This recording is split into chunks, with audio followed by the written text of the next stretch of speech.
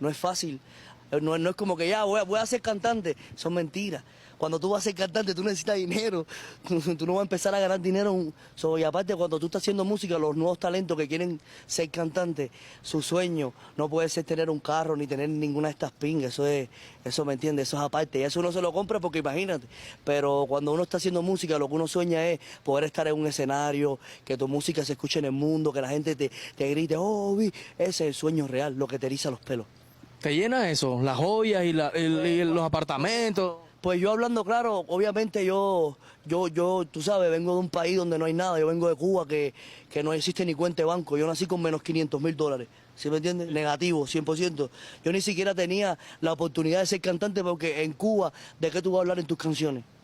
De cómo te musas. Si en Cuba no tienes nada, lo único que tú piensas en Cuba es en buscar comida. No existe una musa, yo por lo menos nunca conocí un estudio, un micrófono, una cámara, nada de eso.